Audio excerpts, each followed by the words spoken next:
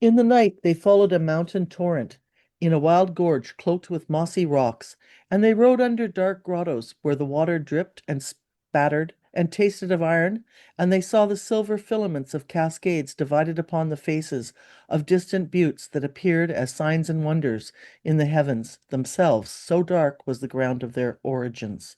They crossed the blackened wood of a burn, and they rode through a region of cloven rock where great boulders lay halved, with smooth, uncentered faces, and on the slopes of these ferret grounds, old paths of fire and the blackened bones of trees assassinated in the mountain storms. On the day following, they began to encounter holly and oak, hardwood forests, much like those they had quit in their youth. In pockets of on the north slopes, hail lay nested like tektites among the leaves, and the nights were cool. They traveled through the high country deeper into the mountains, where the storms had their lairs, a fiery, clangorous region where white flames ran on the peaks, and the ground bore the burnt smell of broken flint.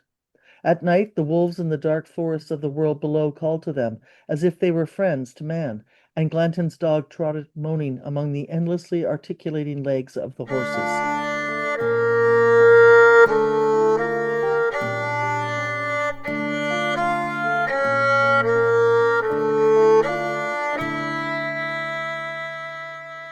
Hello, JVH. Hi, Candy. How are you? I'm okay. I still have a leftover cough. I know you might too. So our list, hello, thank you for listening, and we hope we aren't too repulsive. In a past episode, I actually edited out my coughs. Couldn't stop. Right. Poor I thing. hope I don't start coughing. I know, right? I've got nice warm tea here. Yeah. How You are you thought doing? ahead. How are things?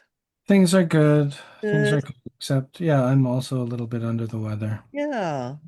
Yeah, that's what I was thinking. So, but we're gonna um trot on, if you would, and we're gonna ride on. Right, Just yes. like the gang. We're gonna We're keep on to chapter 14. chapter 14, and it's been a while since we've recorded, so it's I'm kind of Yeah, we're a semi-nervous, bit semi. rusty. We're a bit rusty, To bit speak of nervous. metals. Speaking of metals, that's right. Oh yeah, this is a chapter with a lot of metal allegories or metaphors or mentions, you know. Um, I wanted to call back from a previous chapter because I thought about something. I was talking about the number 28, I think it was in chapter 13, and I had said how Finnegan's Wake had the number 28 being significant, and I forgot to say that Shakespeare's sonnets have the number 28 significant, because the sonnets with the Dark Lady add up to 28. There's a break in the sonnets. He talks about the Dark Lady, and it takes up 28 sonnets, and it's considered female number and menstrual. And I'm not just saying that. The wonderful Catherine Duncan, who did the intro to my version of the sonnets, mentions that as well. So it's not just my insanity with numbers. But what Other about Finnegan's Wake? Do you remember that too? Yes, because it's we mentioned it last chapter. It's the girls. There's 28 girls, Oh, right, there's right? 28 girls, yeah. Yeah, so that would be a His menstrual number as companions. well, and a lunar number. And he, I think he has it maybe twice in Finnegan's Wake. So that's kind of crazy. The other thing I wanted to refer back into our intro episode when we talked about the evening redness of the sun. We're going way back here, but it's come up again a couple of times, and especially in this chapter, which I wanted to mention, was I wanted to say that it's an alchemical, a potential alchemical reference because the golden ass has the sun being seen at midnight.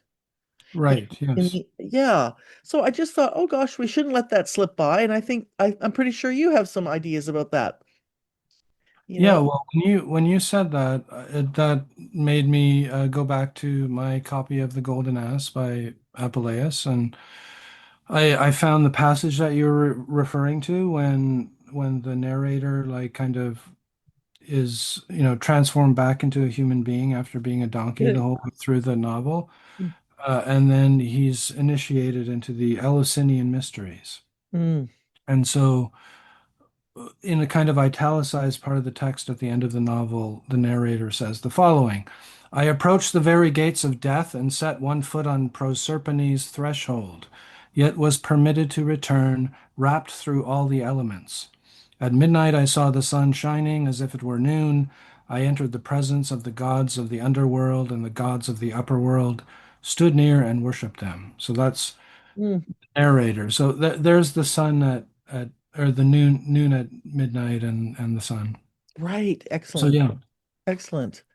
Yeah, and that just sort of like I just had, like 2 minutes literally to look into some archival stuff about the Eleusinian mysteries because I don't really know anything about them. Mm, Um, and in an article by a classicist, I read that in the secret part of the Eleusinian mysteries, the initiates beheld extraordinary light that they would never forget for the rest of their lives.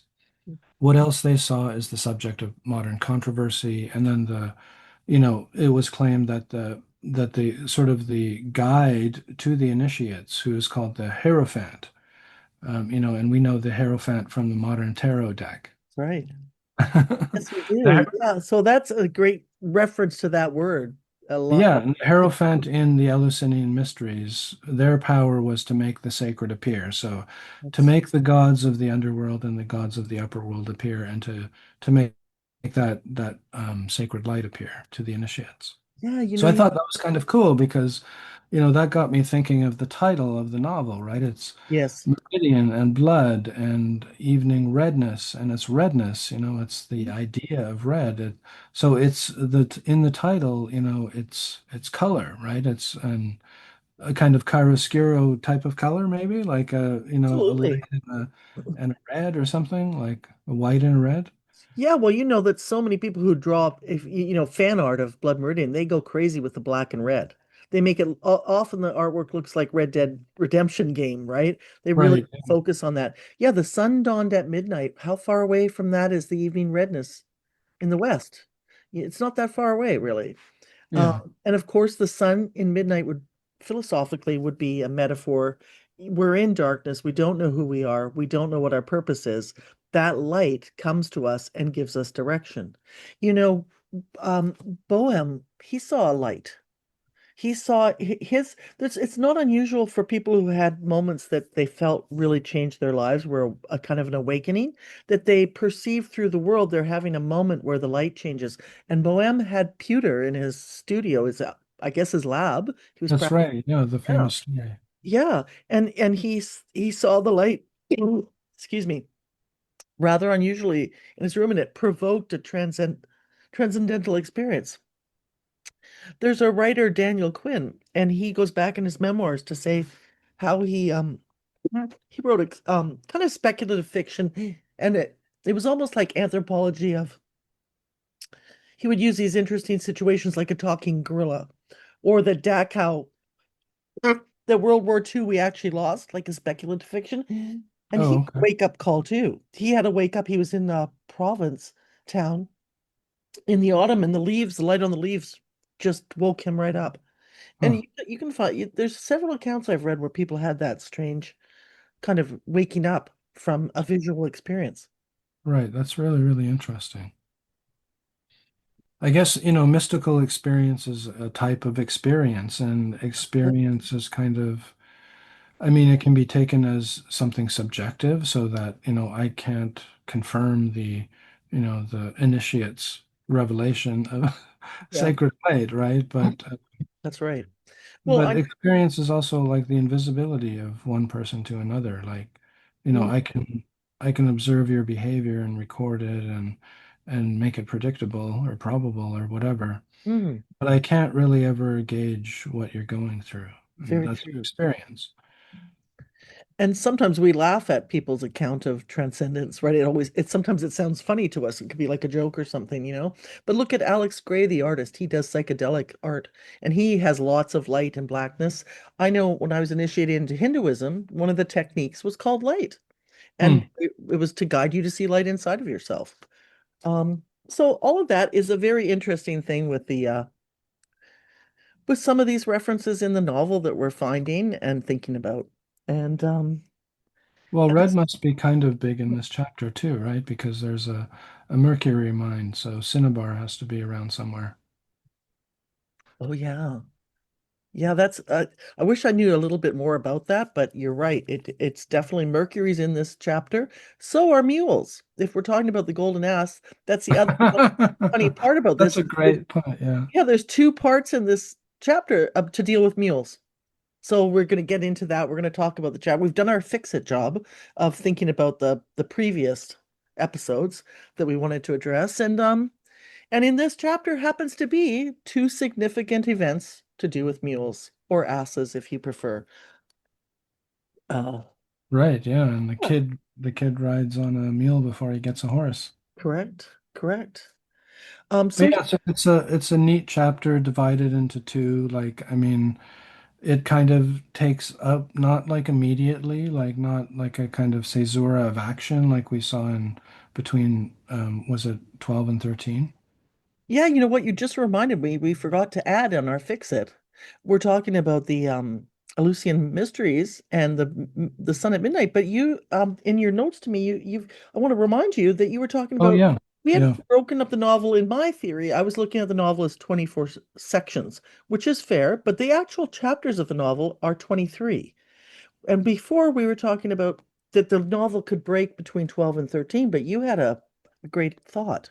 Well, I went back to chapter 12 and Yeah. noticed that it was also divided in two Hmm. sections. So in some ways I was thinking, well, you could count chapter 12 twice, 1 to 12 and then 12 to 23, and that would Yeah. also make this kind of beautiful symmetrical kind of break between the first half and the second half, or between the blood meridian and the evening redness in the west. Right. Which the title itself break makes a break. That's a Right. good point. Even the title is breaking itself up. Excellent. Well, Yeah, we it's cleaving itself, and that word cloven oh my was God, was clove. in I this love, you know was what? in That's so true. I never, all this time, like, listeners, I was really struggling over the word like a cloven face because a few pages ago in the last chapter, it says there's a line like, uh, the clove face of the world. And I was like, what is that mean? And now we have the word cloven again. So we're going to get into it now. This chapter does seem to rely on certain the novel relies on a lot of historical events, right? And people love to look it up, what really happened, what really didn't. And in some ways, I think some of the ideas we're thinking of now is like it's always remember that it's also a mythological story. It it affects us in a mythological way. And one thing I noticed as soon as I started reading chapter 14 was that the opening paragraphs, they produced a sense of interiority in me because the way it's describing nature, the way it's describing beautiful details, cascades of light, um, linen, dripping lamp black into a beaker. I right, It was so poetic, and we have Saint Elmo's fire again. And we're not listening to the characters. The characters are quietly riding, they're traveling, and I realized, oh my God, that just produces interiority, which McCarthy does a lot in all of his novels. We're left by ourselves reading the landscape and hearing about the landscape. And what else do you do when you look at a landscape? You see yourself. You're often in things. So I thought that was a really interesting way after some of the action we've had in the last couple chapters to go right back into that dense floral and florid writing. And right. it made me go interior, that's for Yeah, sure. that's really, really interesting. It was very, very profound. In the liner notes, we have the judge being confirmed as a magician in the headers. Right, yeah, A exactly. great word. Um, Right, he's a pres prestidigitant. prestigitant. Yeah, that's a tricky Prestidigitant. word. Yeah. So, Yeah, so he's a magician as, trickster or charlatan or mhm. illusionist. Yes, yes, Yeah. true. So And he's a so basically, they're riding for days, probably 10 days or something. And yeah, they're fleeing Chihuahua, yeah, which because they they've done it reinvested again. at the end of last chapter, and then they were basically like kicked out, and Glanton has a bounty on his head. Right, So they basically like they're fleeing, they're on the run. They go through this scorched earth and and depopulated earth, as one of the subtitles, chapter right. subtitles in Oh, Spanish says. yes. Although that first one, Tierras Quemadas, Yeah. I also found that in like a mining book about mines in old Mexico. So it's a kind of like stage in of aggregate or something like that Oh, in the processing of mercury. oh, It wow. has something to do with mercury mining. I'm probably totally messing it up, but I have to look into that a little bit more. Yeah. Yeah. That's cool. Yeah, I know. I was frantically Googling that too, and scorched earth is what I came up with. But yeah, they're on the run and they go through this like they're basically immersed. Yeah, So it's like the interiority of nature, and they're at the bottom of it. definitely. Uh, Definitely. Yeah. And so we're really riding along with them for quite maybe 3 or 4 pages. And we're not hearing anything. Well, the judge is looking. They finally, what's funny to me is that all of a sudden you wake up, it's like there's a clock mentioned, 3 o'clock, and they enter the town at 3 o'clock, Jesus Maria. I was like, well, that is really random that it's seems very important that, 3 o'clock in the afternoon. It's a very rainy day. It's probably quite dark. And Yep. we And have they more dates in this. It's kind of fun on this one because in this chapter we have Halloween slash Day of the Dead that's and right. Yeah. celebrations of it. So it's very specific and it, shows again the intent, the kind of mystery, another haunted kind of magical event in the story. Yeah, 9 days out of Chihuahua, they passed through a gap in the mountains and began to descend a trail. So yeah, you've got them just descript and the flowers. There's all kinds of plant life. I loved it that when it goes into in the paragraph I read at the opening, it's quite dark and mysterious, and then we have holly and oak. And those are very Wiccan kind of plants, very Right. Yeah. positive. They are associated with magic spells and having a magic power. And there is lots of blue in the first paragraph. Tufts True. of blue fire, lights ran blue in the blue glare. Like yeah, it's a very visual Yeah, immersion. yeah. But yeah, it's basically rinse and repeat because they invest Jesus Maria and they basically like get driven out again. Yeah. So they And so get they're this. not Yeah, they're this not is working. They're not saving their money like good no, capitalists. It's no, like just not like, their yeah, you're right. expenditure. You're right. So yeah, after they go through this whole cloven rock, boulders lay halved with smooth, uncentered faces, ferret grounds, white flames ran through the peels, ground burnt smell of broken flint. They go through that. They come out at 3 o'clock in the afternoon, and it's as if the town already knew they were coming because the town does not rise up to greet them. It's like That's very right. Yeah. quiet. It Yeah. seemed, abandoned, or at least people were having their nap. Maybe the 3 o'clock was also nap time, siesta time, right?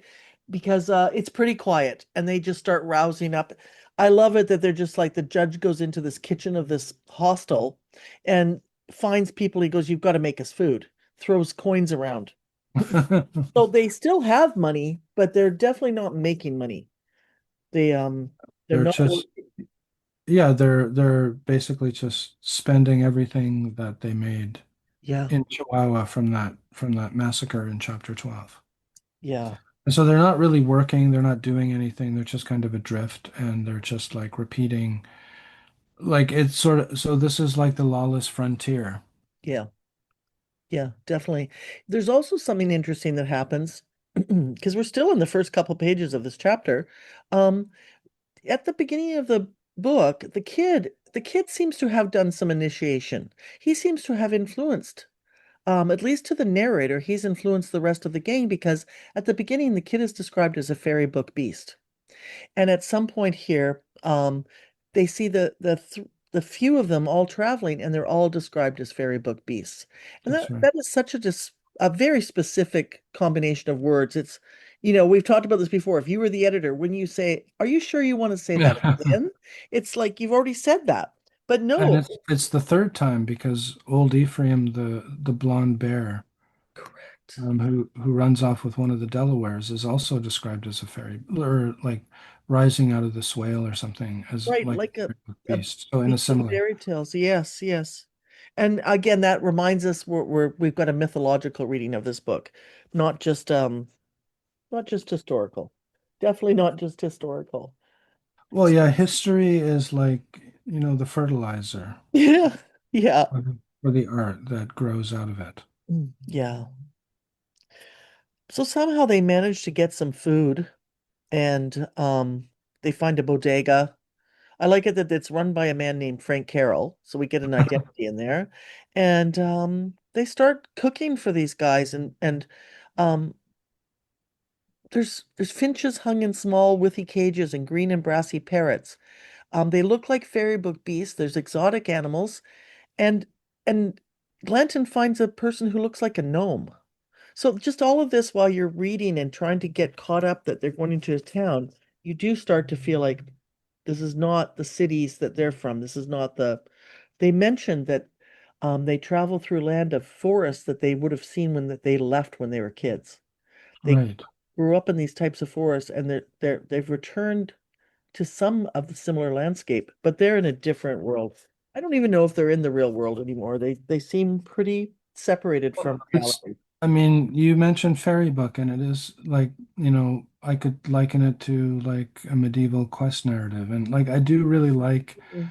the scenes are very sort of like medievally emblematic in when the judge meets this fiddler Oh and yeah. they meet in the middle of the streets or something like um, and it's described as seemed alien minstrels met by chance in this medieval town. It's just like a beautiful sort of Mm. picture, Mhm. It and is. it is a kind of fairy book picture. It's like a medieval quest narrative, and like the gang and their sort of like lawlessness. I think it's also sort of like I've been kind of thinking about this because I'm trying to design a course on blood meridian that I'll be teaching Mm. next term. Yeah. So thinking about because one McCarthy scholar has written that you have to talk about like the Western as a genre and also the idea of the frontier, like in Frederick Jackson Turner and Yes. but in Chamberlain in my confession, he has this great quote: "Our life was indeed a merry one. We were the free lances of the 19th century." And free lances is in quotation marks, probably Mhm. because it has a double meaning, both war and sex related. Our life reminded me of that of the buccaneers of the Spanish Main, and there is real enjoyment in a lawless vagabond life on the frontier. I liked it.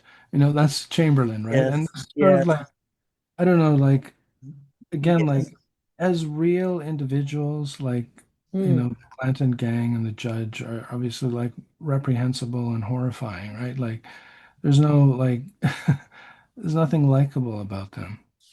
But in McCarthy's sort of mythologization, they become sort of like, larger than they would be in real life and almost and kind of likable and kind of desirable. Like I think I'm Mm. kind of reflecting on my own long sort of relationship with the novel and why I first liked it. Mm.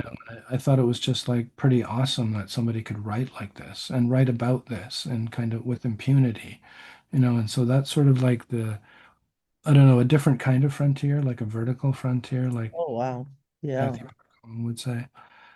Um, Anyways, yeah, but this is, like they're just like, they just like ruin the town. Like they're totally antisocial and destructive. They're like an act of God in a way. Like there's no accounting for them. They can't be stopped. It's like the genie out of the bottle. Yeah.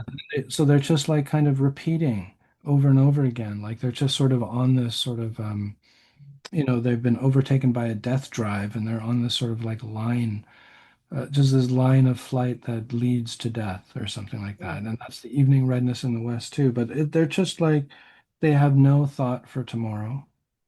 Like Mm-hmm. they're just consumed with, feeling pleasure and both feeling pleasure like as killers Mm-hmm. and as, like just consumers, I guess, because,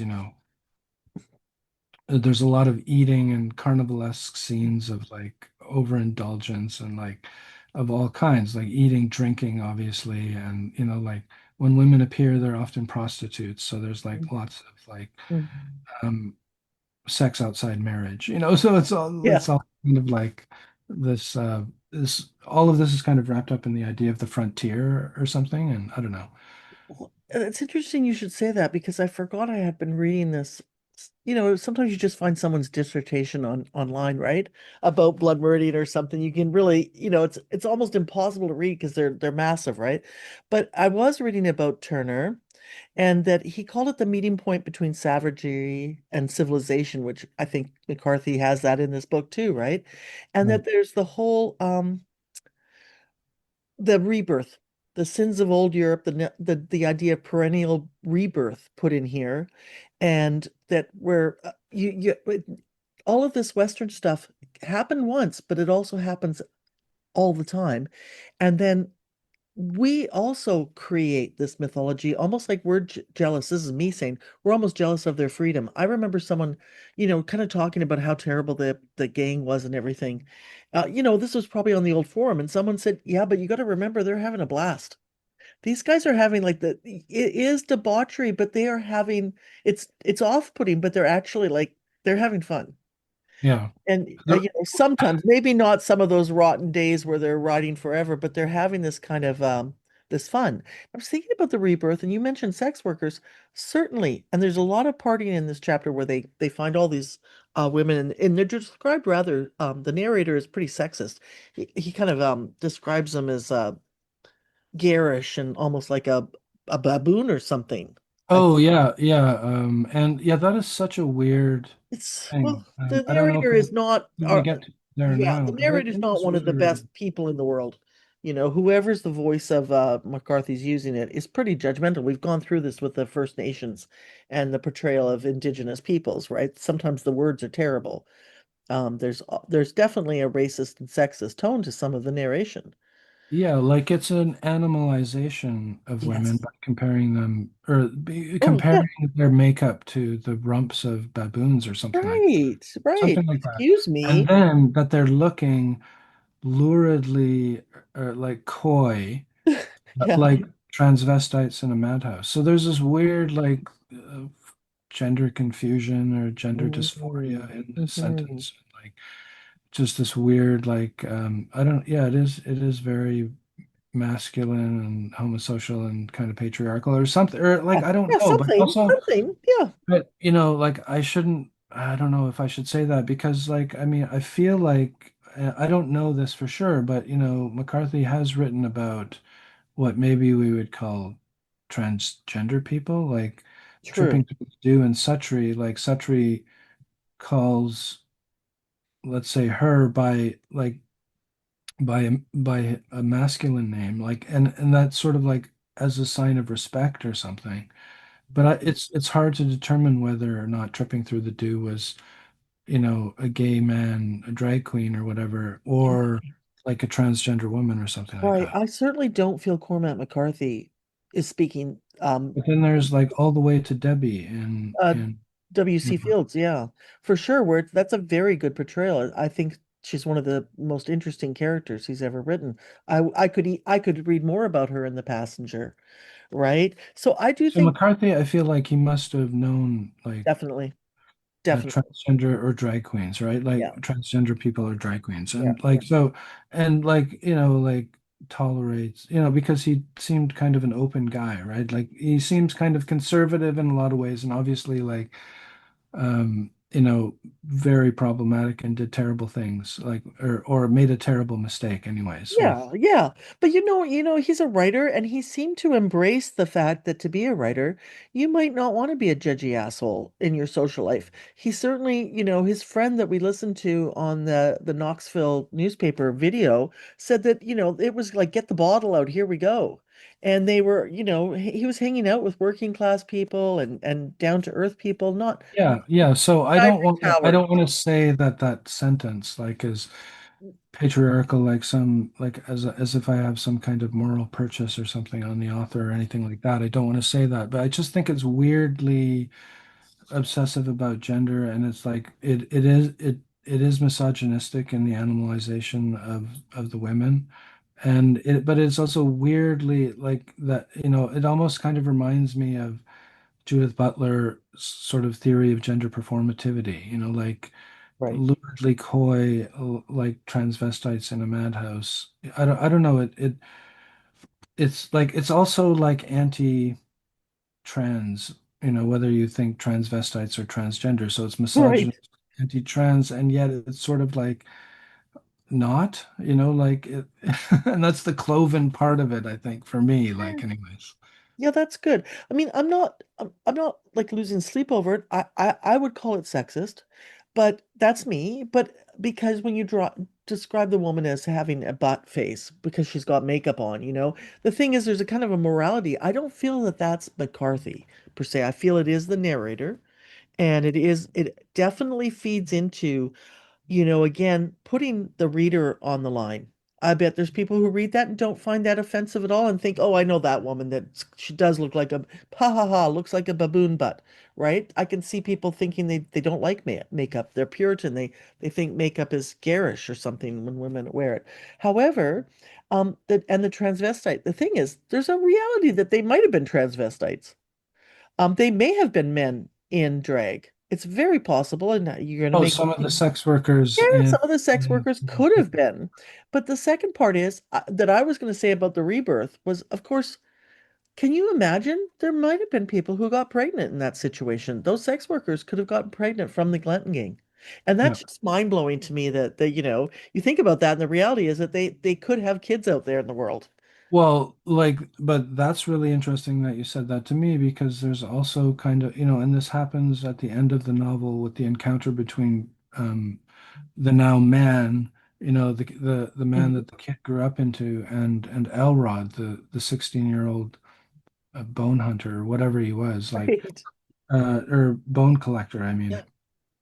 mean, where uh, I don't know what I was going to say actually anymore. All right. I thought you were going to go with the sex worker at the end of the novel, where, some people have interpreted that the kid slash the man couldn't get it up.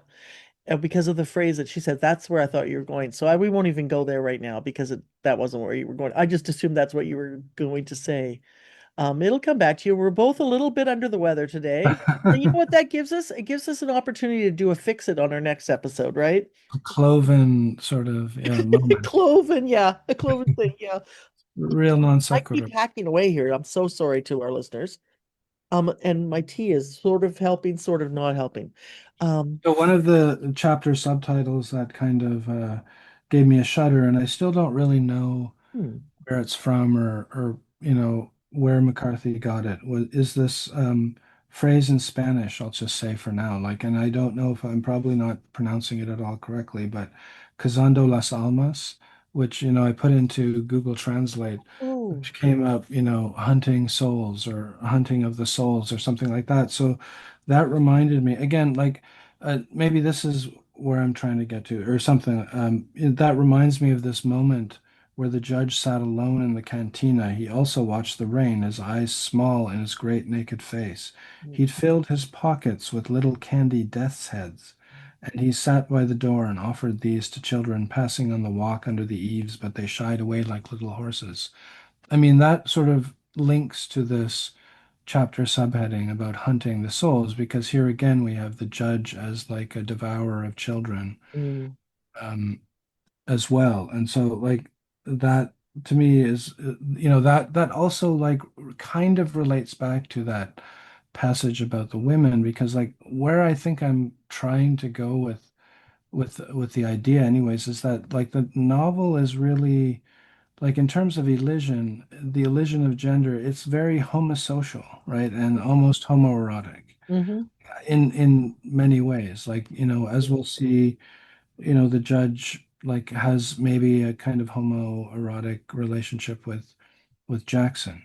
hmm, hmm, But like just the kind of misogyny of the narrative or the narrative misogyny is sort of like related to the exclusivity of the masculine in the novel or something like that. Like the kid's mother dies at the very beginning. It's sort of like I don't know. That's where I'm going with it. Like so, I don't know. Maybe Interesting. we I can like make. it. I like it. I like that a But lot. yeah, the judge once again shows up as a potential pedophile and child killer, right? Like I Right. mean, he's a serial killer. Yeah. Well, it's Like funny because yeah. he's not only a mercenary who kills Hmm. people, Hmm. he's actually a serial killer. He And actually, maybe other people of the Glanton gang are as well. yeah, maybe they are. Maybe they are because it's funny about the candy. He uses the candy that the society themselves made that candy. It's a craft that you can it's a skill and a craft and an art form within um their community, and he's using that to get these to trick the kids. I love it that the kids are like shying away like little ponies. Good for them. There is a girl that goes missing in this chapter. That's right. So that's not the first missing person No. in the novel, I don't think. Like that's probably worth looking into. So again, yeah, the judge is, and in Chamberlain, the judge is very much sort of like heterosexually oriented, Mm-hmm. where, Judge Holden and McCarthy seems kind of polymorphously perverse. Yeah, Like, I and agree. obviously like a pedophile on, Yes, like, not funny.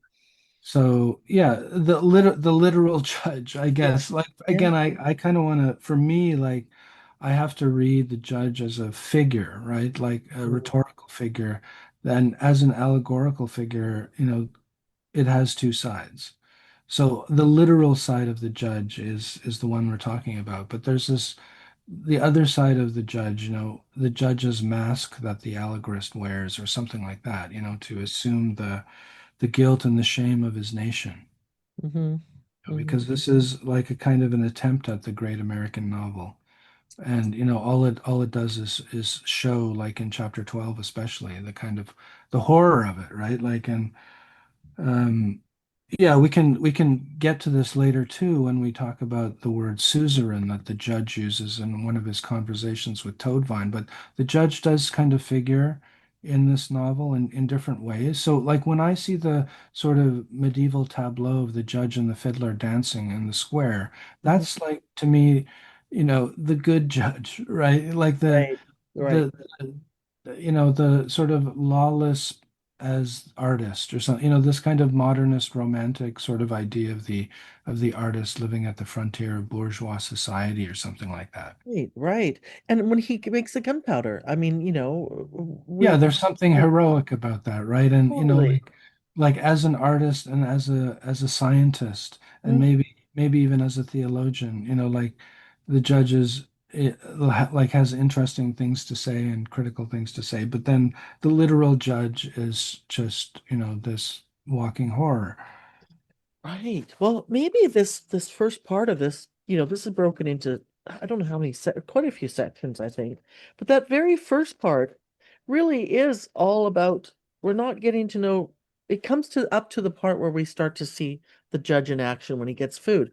But I wanted to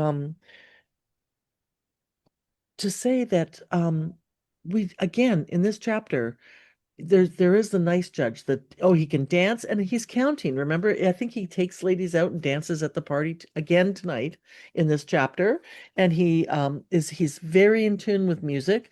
So all of those things are very charming about him.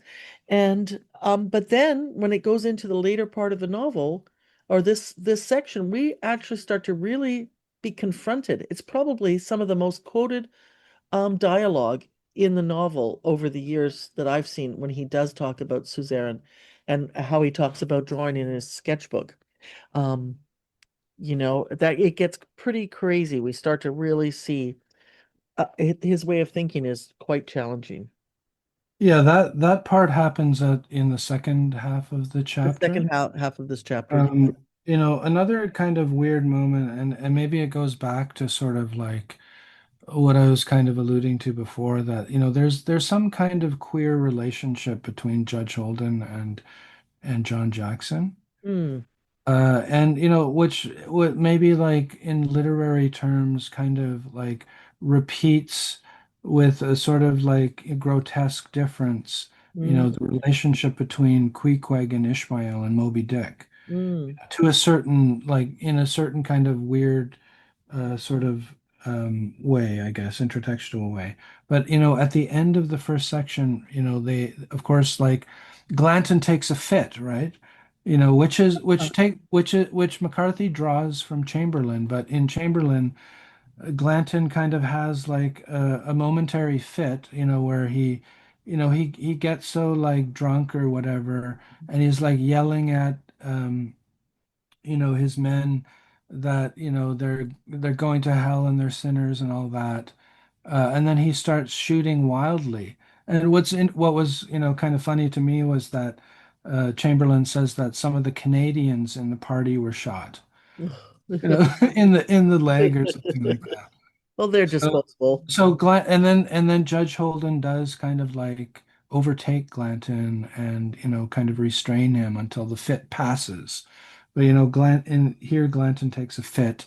Yeah. The judge sort of like restrains him, but then like nobody gives a fuck, right? Like they're pursuing their own pleasures. Hmm. So they just leave Glanton alone. Glanton wakes up and, like he pins a Mexican flag to the tail of a donkey, I think, right? Like here's the mule again, Hmm.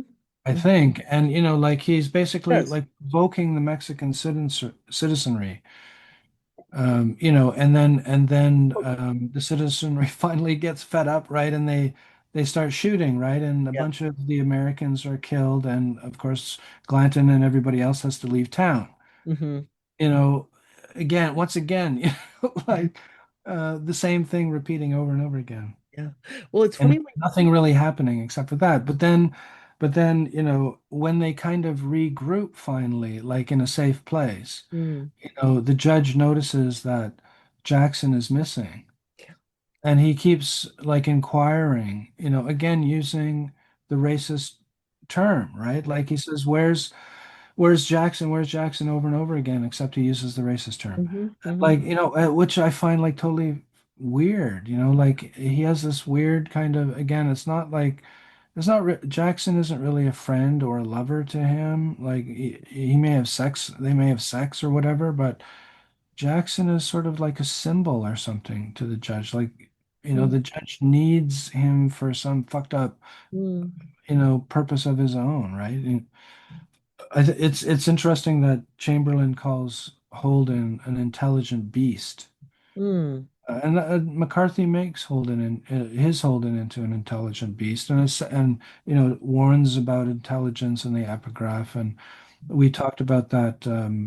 Was it an interview where he with Sepich or whatever, phone yes. conversation, Yes. where he says the judge is like a Harvard type. A real Harvard type. Anyway, so the Yeah. judge has this kind of fucked up intellectual sort of need for Jackson. It's not one based on compassion or love or anything like that. It's just totally fucked up, and it kind of shows, I don't know, it says something about like American racial politics or Anglo-Saxon racialism. Yeah, interesting because two things. One, when I think about Glanton getting a fit and then the judge going and holding him down and embracing him, I thought that was very homosocial, because also we think of women having hysterical fits, right? And here it is, Glanton, is he not the most manly Right, man's man on the right. planet? And he's the one that, Yeah, stereotypically having a nervous breakdown.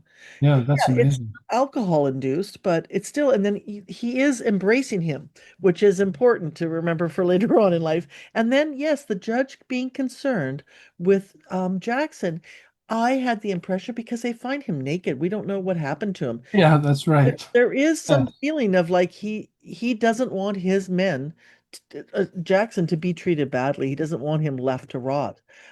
Is it love and compassion? Maybe not, but it's something that he doesn't want to leave him behind. And they really could have to save their I, ex. They could have. yeah, they could have, and like I don't know. I think maybe talking about why the judge repeatedly uses the N-word and stuff like that. Mhm. I mean that is also in Chamberlain too, right? So it's Yeah. like historically accurate or whatever. Yeah. But the fact that the judge, has to kind of distance himself from Jackson. Why doesn't he just say, "Where's Jackson?" I know. And with regard to Glanton too, like it is, well, like the judge embraces him, like it's like compassion, like here's Yeah. the simile Yeah. again, right? But the judge also needs Glanton Yes. for Correct. some fucked up reason, right? Like, like the judge, we've already long past the tarot reading scene Hmm. where the judge basically predicted the hanging deaths of, or not just the tarot reading Oh scene, yeah. but the when Brown has an arrow in his leg. So the judges predicted like the death of Jackson, the death of the gang, the death of Brown and Toadvine by hanging. Like the Yeah. judge knows the end. Yeah. Well, So the judge needs everything to work. The judge needs Glanton alive at that moment for the end that he wishes to work out. well, you're right. Plus, they're almost like his security. I mean, he can't do all that he's doing and run the towns and get these kids and trick people, and such without these guys. And let's face it, obviously Jackson and Glanton are good warriors. They're good security, Yes, yes, of He's like course. the head of he's like the head honcho. He needs protection, you I know. mean, like you could read it as camaraderie, Yeah, that transcends racial boundaries. So right. there's that utopian reading that the language allows almost. But the Mm-hmm. language, says, "Do you believe this reading?" Mm-hmm. Like Mm-hmm. so there. But and there's the scenes in this chapter with the men and the young boys who look after their horses. Yes. These are like sort of like, the young boys must look up to the men as heroes, right? Yeah. As this was kind of aspirationally.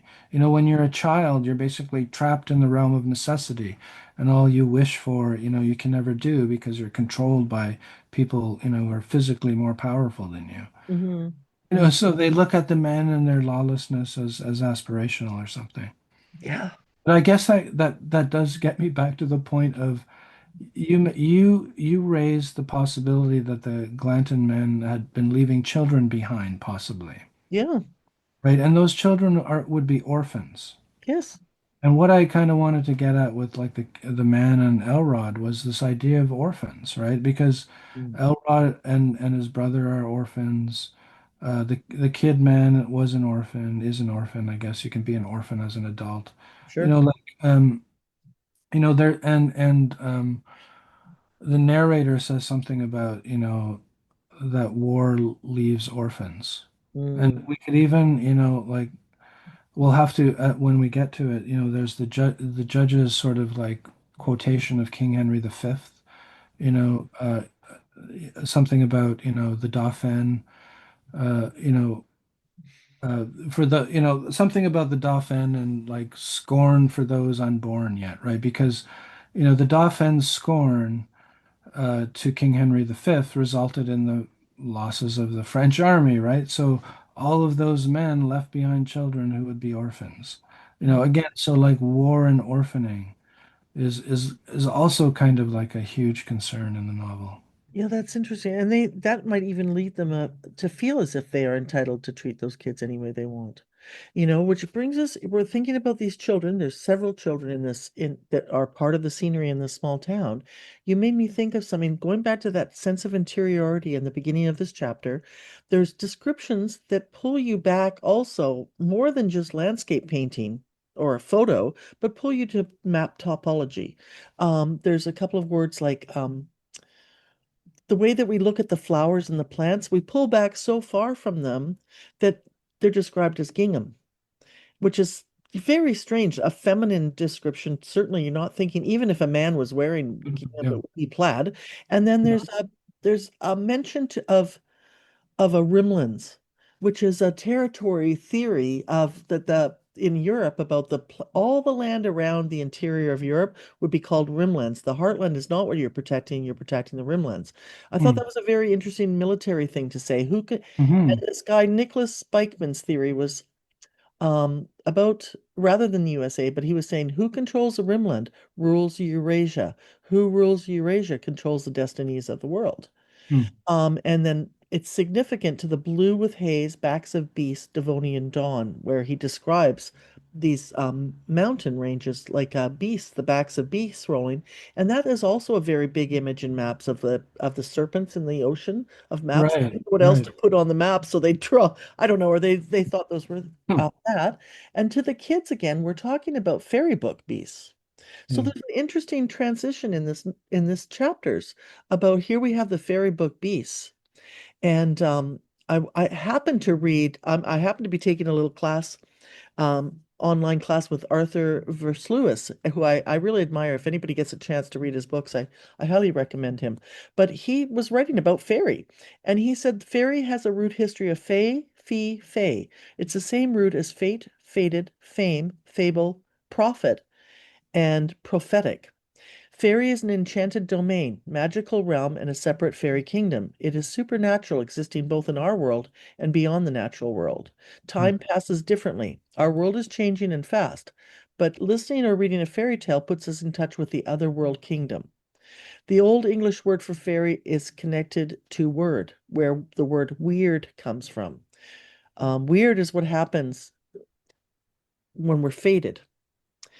The Irish tradition, this is what Like verse the Weird Sisters. Yeah, Verse Lewis writes, Irish tradition and folk respect and fear the fairies called Sidae. This numinous power permeates fairy tales worthy of the name, and it also is what protects the hidden land or local realm. It is what empowers words like prophetic. Really, the hidden land is, in some sense, spoken into being. Those not meant for it are banned from entering. It is a word not in an abstract or remote way, but in a real and present way. To enter it is to enter into a different realm where obdurate dualistic materialism does not hold sway any longer. And some of his writing in Blood Meridian really just provokes that. And of course, we know that he's Irish American and he had a love of Irish that he changed his name, you know. Um, Yeah, Lewis argues that that, was incredible. Yeah, that's oh, what. good. And Yeah, Verse Lewis argues that fairy tales are initiatory literature. So that's very interesting. We've got this fairy book, and throughout this chapter, from things you've said, I'm just here seeing this progression from oh, I hate the word progression, but you know what I mean. This journey of narrative going from this hints at pulled back into these fairy tale beasts are actually monsters because we haven't even hit the part yet in this chapter where yes, the judge is playing with the fiddler and he's tricking we've got a missing girl and now he's trying to give candy to the kids and then a kid comes along and has puppies, oh yeah, of course. right? It So here's this judge, we've gone seems like a parable. yeah, we've gone from So a it's great convinced. yeah, here we could go, the novel's beautiful, all of a sudden the novel's not beautiful anymore. You're like, okay, now we're back in the streets with these guys, we were all watching them ride, now we're back actually next to them, and he buys two puppies from this kid, and the kid loves these coins and he immediately goes and throws them into a river. And And we then have somebody, yeah. yeah, we have another disappearing act because somebody else comes along and shoots the puppies. And just like the cat way earlier, they disappear again. So we As have he was pissing into the river. correct. And they shoot them into, they just disappear into the river, which is That was interesting bad. because we have this magic thing with the judge again, where he does coin tricks on the kids to impress them. Right. When he buys the puppy from the kid, he pulls the money out from behind his ear and such and makes it disappear in his hand, which is the part of the headers, the chapter heads that call him a prestidian, Oh right? no, it wasn't Brown who was taking a piss into the river. It was the Van Diemen lander. So Oh, it the was Van basically, Diemen. Yes, so it yes. was a cat that shot the dogs. Oh, wow. That's awesome. It kind of reads like, a frat boy's, joke Yeah. or something, like this sentimental scene of a little boy, which puppy will you choose? Will it be, the Mhm. good son or the prodigal or whatever, like getting back to, the Mhm. brothers sort of theme. Mhm. Which one will you choose? The judge chooses both, gives the little boy more money than, his parents have ever seen in their lifetimes or whatever, Mhm. and then just like throws the dogs and kills the dogs, or, Mhm. rather than, takes the dogs, raises the dogs, loves the dogs, lets the dogs have, a happy, free life, it just kills them, right? Right. So Right. again, it's also their puppies, right? Again, so we have this parallel between the judge's desire to kill children, Mhm. which is like, again, you could write that large, right? This is America's, or like Saturn consuming its own children, it's Uncle Sam consuming its own children, it's like the it's like the singular serial killer consuming, or whatever, like Right. it's all of these things at the same time. So the judge killing the puppies, it plays like a kind of crude joke, Yeah. you know. Yeah. And it contrasts that with Glanton, who really, seems to be quite a dog lover. Right. 'Cause Yes. we don't even know if he ever finds out that the judge did this. It doesn't really Yes. come to that, right? Um, I could see them having a fight over that. Um, But yeah. yeah, then they're driven out of Jesu Maria, and then they have to invest into Eurus and like maybe start the same cycle all over again. Right. It definitely Um, feels like it. and on the way there, they have, like the judges. Maybe this is sort of like the admirable judge, right? The judge who knows how to not only hunt well, but also dress game animal well, and so Mm, he's and studying, he's like sketching the birds that he's getting, and he has this conversation with Toadvine, and this is where this, where he yes. talks about where, basically becomes Foucault, right, and talks about knowledge and power, coexist and can't be separated, and power is knowledge and knowledge is power, both of them at the same, those both make sense, right?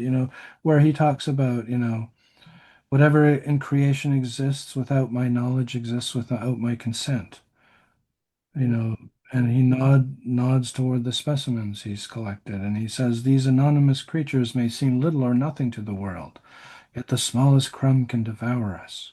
Any smallest thing beyond yon rock out of men's knowing. Only nature can enslave man, and only when the existence of each last entity is routed out and made to stand naked before him will he be properly suzerain of the earth." And Toadvine, the good Platonic interlocutor just asks, "What's a suzerain?" And hmm so the judge may say, a keeper, or overlord." And Toadvine, "Why not say keeper then?" And the judge, "Because he is a special kind of keeper. A suzerain rules even when where there are other rulers. His authority countermands local judgments." mm, So that's what the judge wants to be. And this is, like to me, like a suzerain, means, it's a kind of a feudal term, right? mm, It could mean, you could look at it. It's also like a term in international relations. So you could look at it historically as, like, the emperor had total power, but, the kings and the barons and blah, blah, blah, they were suzerains. They had their own powers in their own places. And sometimes their authority could counter command, from the emperor. Maybe, I don't know, like, but the in international relations term, a suzerain is like a national entity that can, or is any kind of entity that can has power over another otherwise independent entity. So like my example might be like Japan after World War II. America was the suzerain. mm, Like, America wants to be the suzerain of all nations. It wants to be able to countermand anything, for its own knowledge and its own power and its own security, right? Because that's what the judge is really about. He's like afraid, you mm, know, and he makes knowledge about, he kind of confirms, like, to talk about the homoerotic, we already noted that, McCarthy quotes Vladimir Nabokov, in Death Hilarious, right? And that novel, Pale Fire, was narrated by a gay man who was paranoid, right? And so, like, psychoanalytically speaking, you might say that knowledge is related to paranoia, and paranoia is related to the homoerotic. And here, the judge's kind of definition of knowledge, which is power over everything, and therefore security. And therefore, you can dictate the terms of your own fate, as he'll say later in the passage. mm, So his idea of knowledge is something that is related to power, but also related to self, right? As self-preservation. mm, If you have enough knowledge about everything, you will have the power to preserve yourself forever. And that's how the novel kind of ends with this fantasy. I will never die, the judge says, anyways, like that, so the suzerain is a really interesting term, and and that's one of the words that is constantly bandied about when you talk about Cormac McCarthy or Blood Meridian. Yeah. And his explanation for whatever exists without my permission is is he will Yes. destroy it. Yeah. It's so crazy, and it's also crazy that it reminds me of museum culture too. You know, the things they put into museums and the things they didn't put in, you know, and this controlling, yeah, controlling knowledge, like I'll tell you the way that the culture is. Yeah, it's such a haunting section, and it is kind of cool that it's with Toadvine. Toadvine almost is, you almost feel for the guy. He also tries to kind of stand up to him, you know. Why do you Yeah, let that is an attempt to stand up to him, Yeah, yeah, call him out for his yep, bullshit. yep, It doesn't work though, because the nope, judge is the master of bullshit, right? And, so he can, like, well, I mean, or he's just really smart, like Socrates had the reputation of being a stingray, right? Because yes, he numbed people's tongues. You couldn't mm, talk back to Socrates. So right, in many respects, the judge is, again, like using power, using knowledge as power, right? Like the power yes, to silence opposition. yes, yes.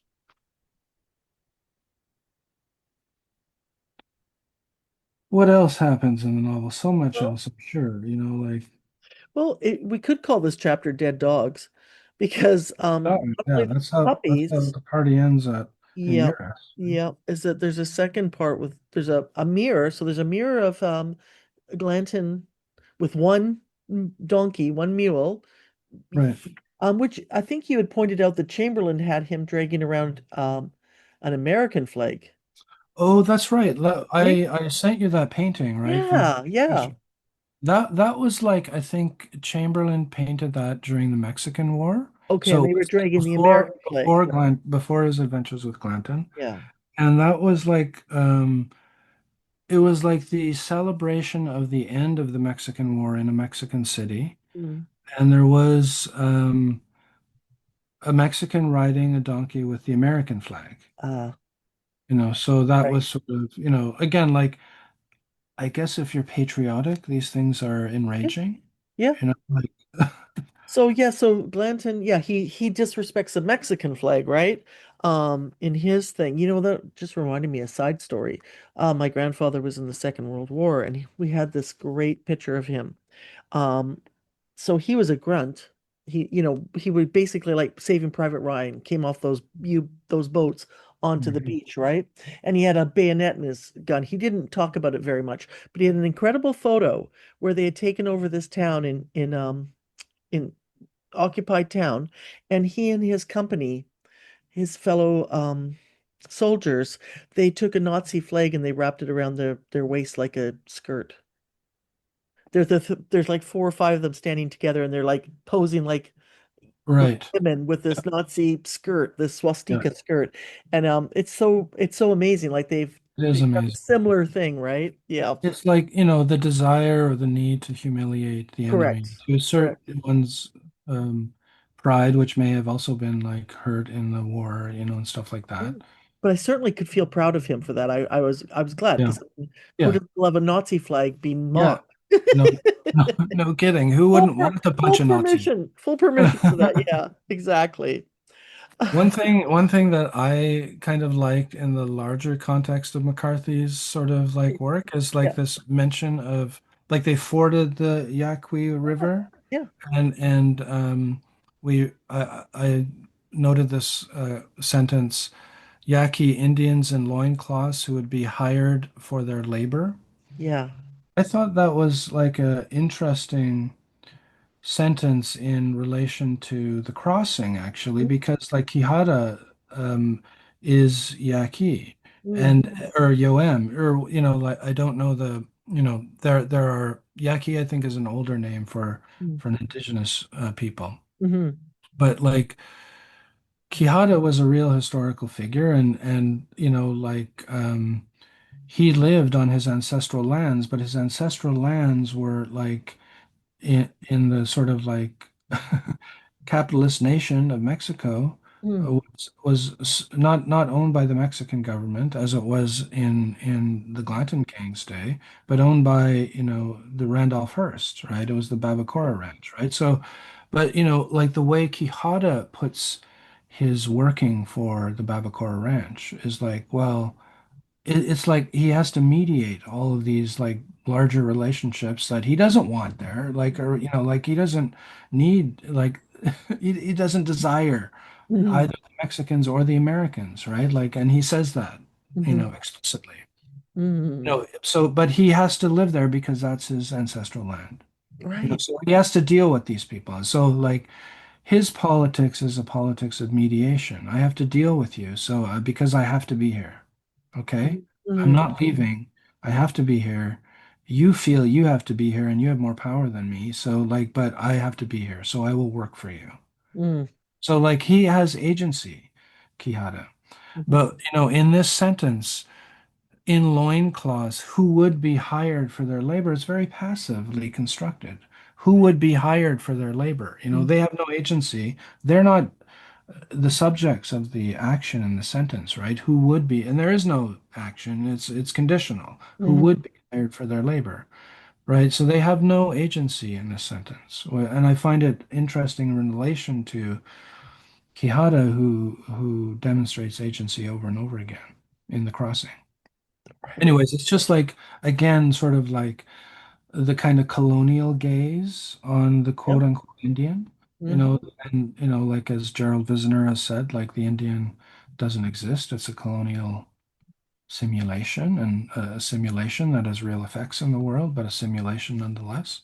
But anyway, I just thought that was, thinking about the relationship between this novel and then what comes after it in the Border trilogy. I Mm. thought that the Yaqui are mentioned in Blood Meridian was interesting. Yes, it is. Very cool. Very cool. Okay, so and I love that. I love the interconnected because I'm trying to write a paper interconnected with certain little details for Albuquerque conference coming up. So I love the connections between. In fact, my paper is going to be about some of the connections between the novels. But I so you've got dead dogs. So you've got the dead puppies. Then you've got Glanton killing dogs at the That's end. right. Yeah. Yeah. I Uh, never made that connection before. and then the mule that he's on, and then Yeah. we have a whole incredible scene with several dozens of mules being killed, dozens. 122 in To particular. be particular, it's 122. And and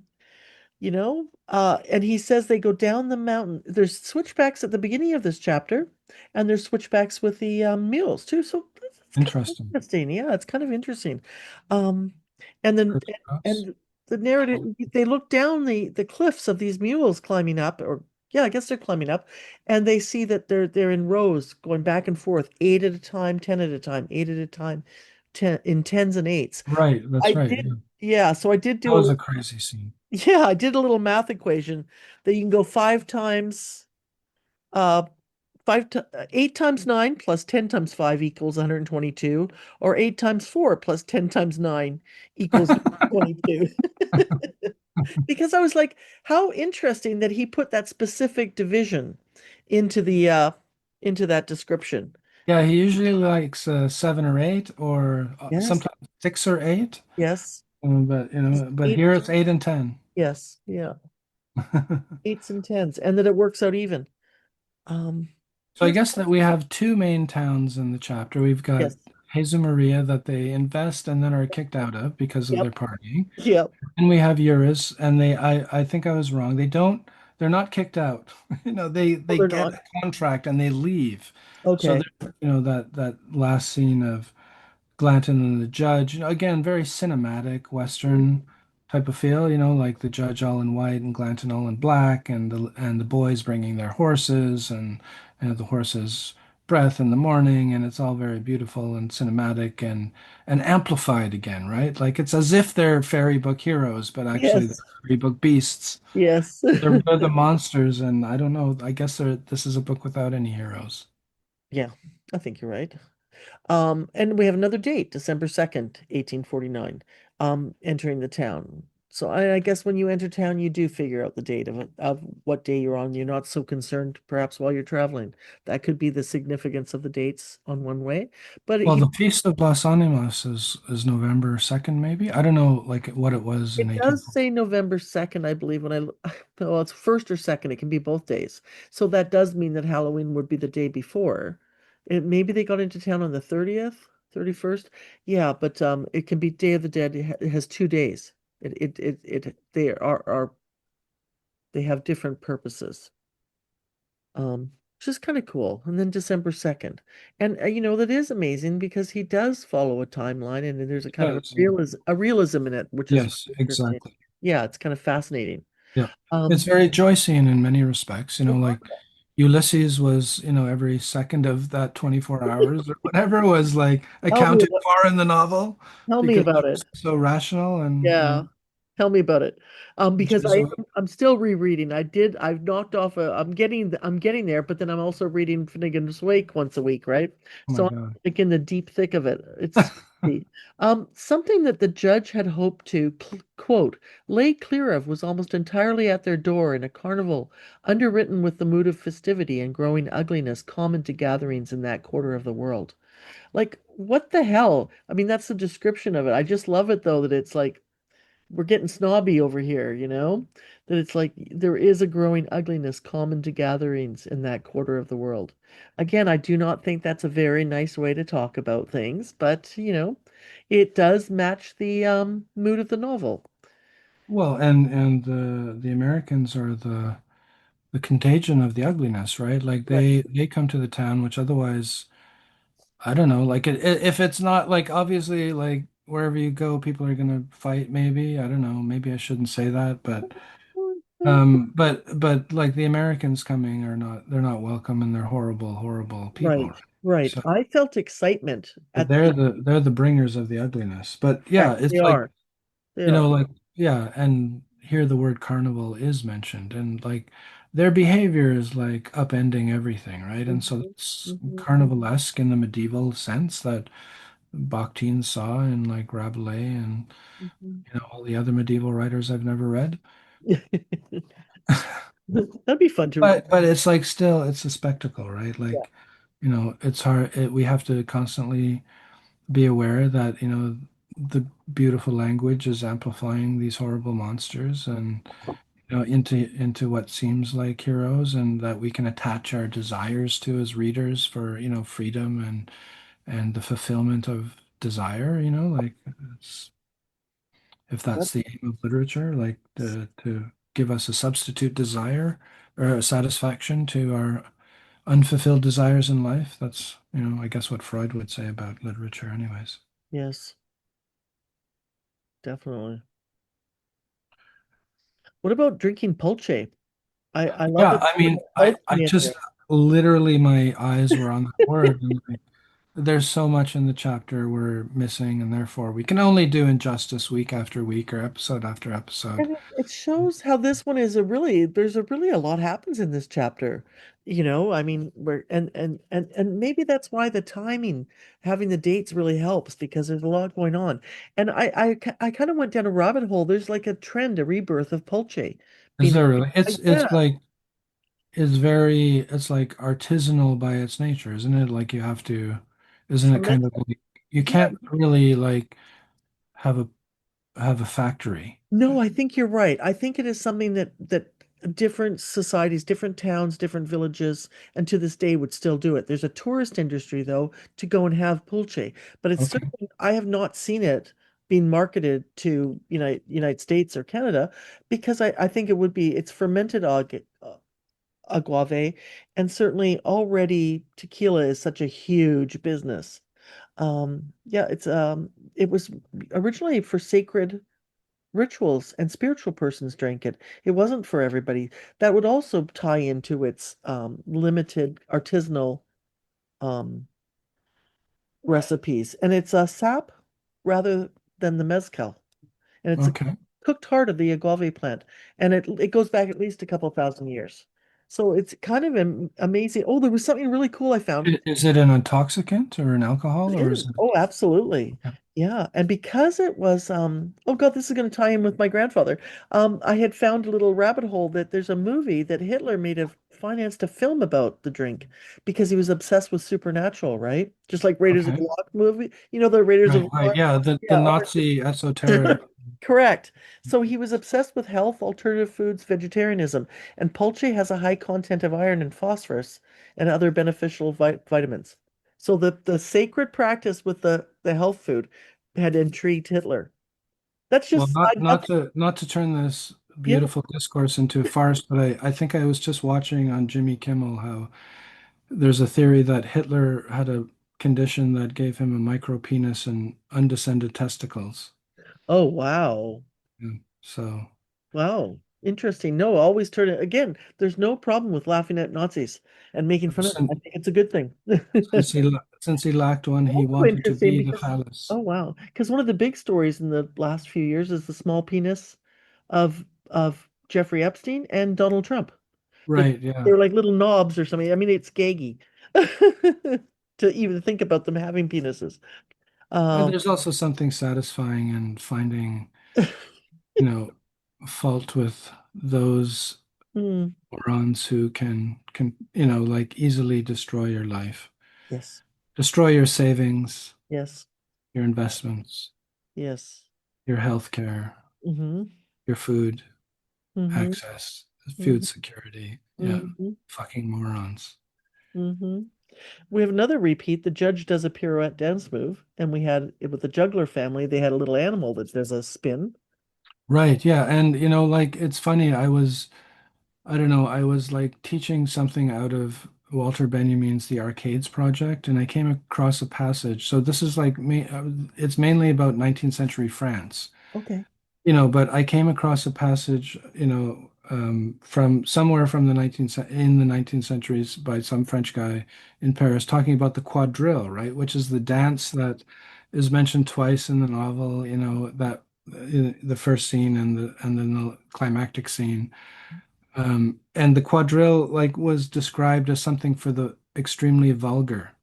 Oh, really? Yeah, like I've always kind of linked it to Tonio Kruger by Thomas Mann. And like in that short story or novella or whatever, like it's the haute bourgeoisie of Mm-hmm. the 19th century who are dancing the quadrille. So they've like made it respectable and a sign of their power, right? But I didn't really realize that the quadrille in France had this reputation as, like for lowlifes, Oh, which wow. makes the, inclusion of it in Blood Meridian in these like dives, like horrible.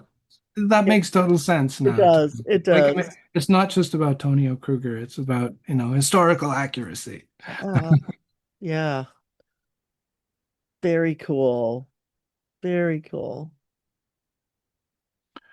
Have we exhausted Well, we're everything? getting there. We're getting there. We're pretty close. I did want to talk about the mules and the blood and Mercury just a little bit Yeah. because I love that scene. It's quite beautiful. So when they're escaping, I guess it's after they leave Ures. Maybe they're not escaping, but for some reason there's a sense of urgency because they, at the Oh, same, it's they're escaping Jesus Maria.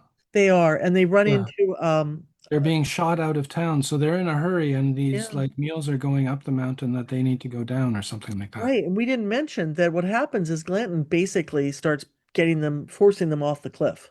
Yeah. And so at one point you look down on the cliff and it's all they're carrying bags of mercury, which are they have a life form to them in the description of the in the I novel. They've I got the absolutely love it. Yeah, that's writhing, oh, we got to find that quickly. yeah, this writhing energy in the It's mercury. a kind of like dyad kind of imagery, right? Like the Yeah. mercury, because of the way it like splits as a liquid, Hmm. it looks like they're in these casks and they look like two beings. It's on page 203. With the mercury within the gutta percha flasks pulsing heavily as if they carried secret beasts. Here's beasts again. Yeah. Things in pairs that stirred and breathed uneasily within those bloated satchels. So Hmm. I really love that image because I could really see the way mercury looks like as a liquid, and it's constantly like breaking into droplets and then reforming into bigger blobs and breaking again. So like that the mercury in these flasks were like in like beasts in pairs. I thought was Definitely. just a great image. Like it is a literal great image because it's a great Yes. image literally of mercury and how it looks. Yes. Yes. Yes. But it's also again like yeah, it's the idea of pairs in a satchel. Blood meridian is the satchel, and it's it's governed by a relation of pairs, right? Between the blood meridian and the evening redness in the Yeah, west, between the kid and the judge, and blah yeah. blah blah. Like And the first relation. mule, the last mules, the dead pup, Yes, the dead the dead dogs. So puppies, there's the like dead a dogs. Exactly. Yeah. pairing So there just while we're even talking today.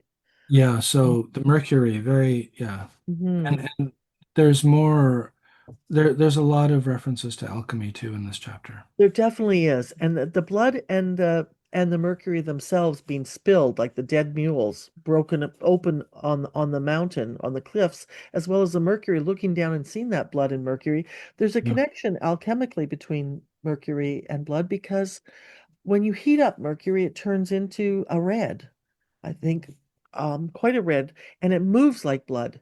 In fact, alchemists kind of believed it was a symbol of blood, and they were very um, delicately connected. Um, Yeah, and cinnabar from which mercury is processed is red as Kant would remind us. there you go.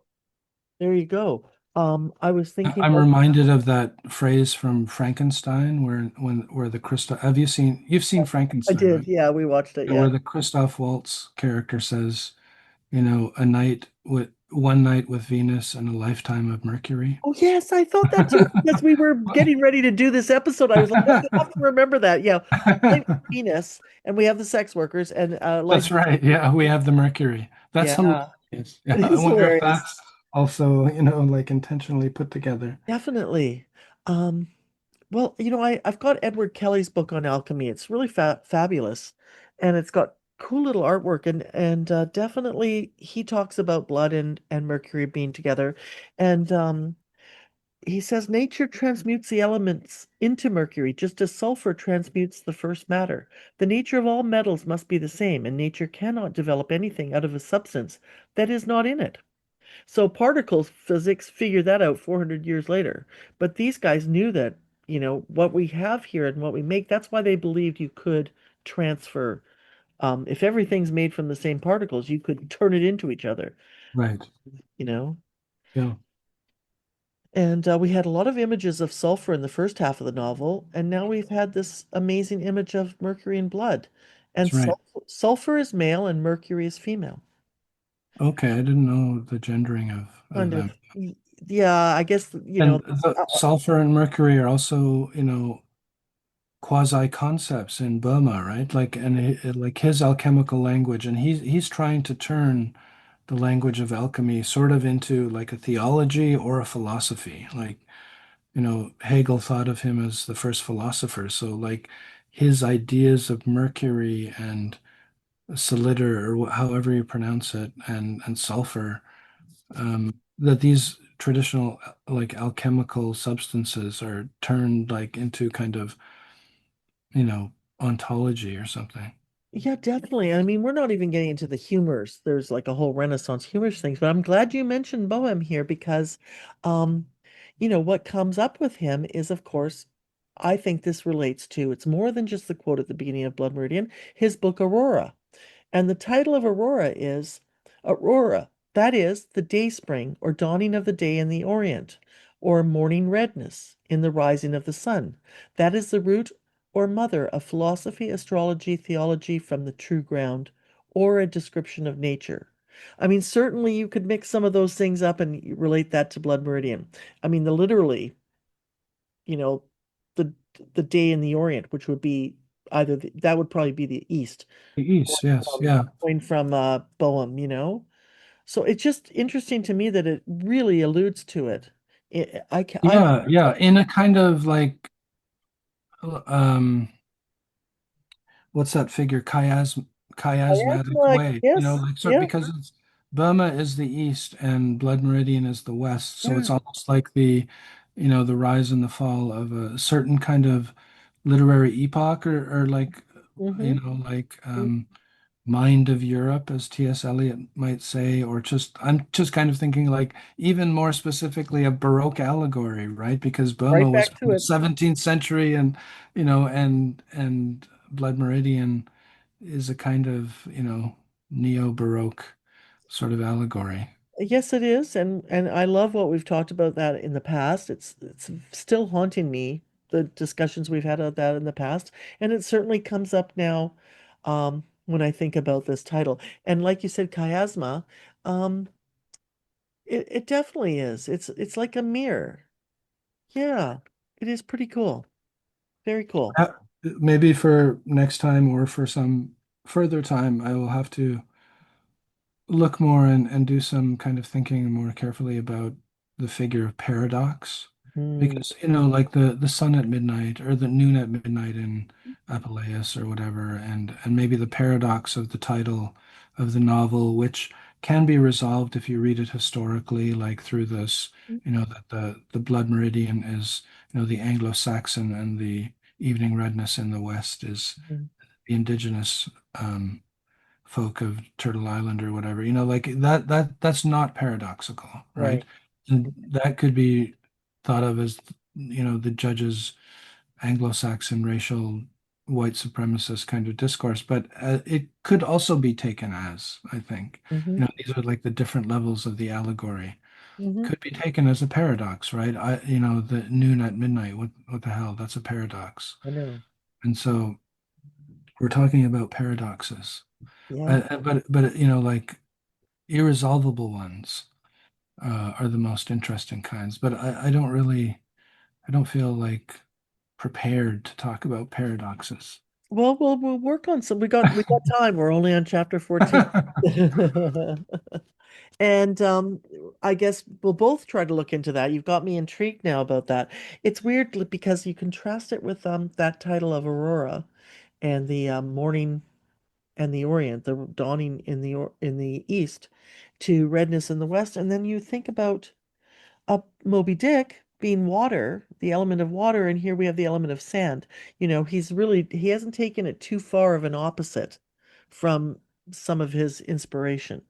I definitely Well, think there's those backs of the sea beasts from a Devonian dawn, correct, beautiful correct, simile and a exactly, deep exactly. geological time, but also kind of like Moby Dick-like. And there's the kind of shadow of the whale, Mm-hmm. Hmm. swimming through the novel that we'll see kind of surface like at the end in Oh what yeah, chapter end of chapter 22 or something like that. definitely, definitely. Well, listen, I'm so glad that people are out there and listening. We're glad to have a new episode out there, and thank you very much for listening. We couldn't do Yes, it thank without you. you guys out there, that's for sure. And JVH, thank you for giving me more things to think about. I And love you it. too, Candy. Thank you so And much. I And hope you feel better. thanks everyone for listening and Yeah. And we'll see talk you to you next later. All episode. right. Yeah. Okay. Great. Take care. Thank you.